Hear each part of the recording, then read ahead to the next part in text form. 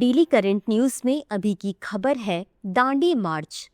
भारतीय स्वतंत्रता आंदोलन सत्य और अहिंसा के आधार पर टिका था और यही इसकी खासियत थी। गांधी जी के सत्याग्रह आंदोलन का राष्ट्रवादी आंदोलनों में प्रमुख स्थान है। दांडी यात्रा भी इसी सत्याग्रह का एक हिस्सा था। वर्ष 2025 में इस यात्रा के 95 वर्ष पूरे हो गए हैं। इसी के तहत 6 अप्रैल 1930 को गांधी जी ने नमक बनाकर प्रतीक स्वरूप ब्रिटिश कानून तोड़ा था। दांडी यात्रा ने ही सविनय अवज्ञा आंदोलन का आगाज किया। 12 मार्च 1930 को गांधी जी के नेतृत्व में अहमदाबाद के साबरमती आश्रम से निकली यह यात्रा गुजरात के दांडी में समाप्त होनी थी।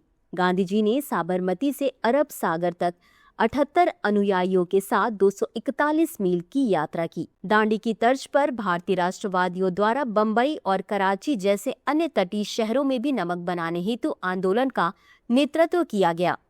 सविनय अवज्ञा आंदोलन संपूर्ण देश में फैल गया। जल्द ही लाखों भारतीय इसमें शामिल हो गए। ब्रिटिश अधिकारियों ने गांधी जी सहित 60,000 से अधिक लोगों को गिरफ्तार किया।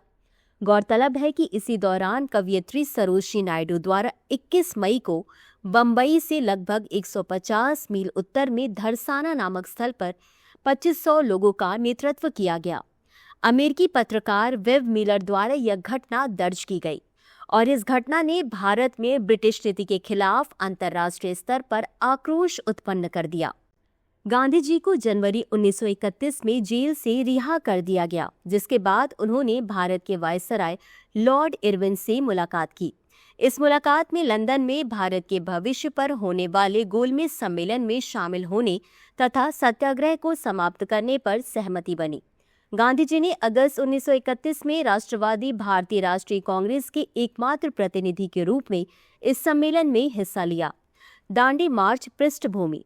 वर्ष 1929 में भारतीय राष्ट्रीय कांग्रेस ने कांग्रेस कार्य समिति को करों का भुगतान न करने के साथ ही सविनय अवज्ञा आंदोलन शुरू करने के लिए अधिकृत किया।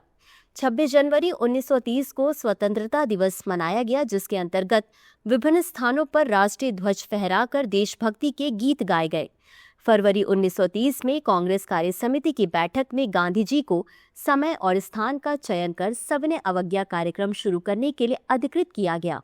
गांधी जी ने भारत के वायसराय लॉर्ड इरविन को अल्टीमेटम दिया कि अगर उनकी न्यूनतम मांगों को नजरअंदाज किया तो उनके पास सविनय अवज्ञा आंदोलन शुरू करने के अलावा और कोई दूसरा रास्ता नहीं बचेगा।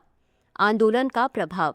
सविनय अवज्ञा आंदोलन को विभिन्न प्रांतों में अलग अलग रूपों में शुरू किया गया, जिसमें विदेशी वस्तुओं के बहिष्कार पर विशेष जोर दिया गया। पूर्वी भारत में चौकीदारी कर का भुगतान करने से इनकार कर दिया गया, जिसके अंतर्गत नो टैक्स अभियान बिहार में अत्यधिक लोकप्रिय हुआ। जीएन सेनगुप्ता ने बंगाल में सरकार द्वारा प्रतिबंधित पुस्तकों को खुलेआम पढ़कर सरकारी कानूनों की अवहेलना की। महाराष्ट्र में वन कानूनों की अवहेलना बड़े पैमाने पर की गई। यह आंदोलन अवध, उड़ीसा, तमिलनाडु, आंध्र प्रदेश और असम के प्रांतों में आग की तरह फैल गया। अंत में देखते हैं आज के अभ्यास प्रश्न को। निम्नलिखित कथनों पर विचार करें। 1. नमक सत्याग्रह दांडी मार्च से शुरू हुआ था। 2. 6 अप्रैल 1930 को गांधी जी ने नमक बनाकर प्रतीक स्वरूप ब्रिटिश कानून तोड़ा था। उपर्युक्त में से कौन सा या कौन से कथन सही है या सही है? A केवल 1, B केवल 2, C 1 और 2 दोनों, D न तो 1 और न ही 2। इस प्रश्न का उत्तर कमेंट बॉक्स में जरूर दें। अभी के लिए बस इतना ही। धन्यवाद।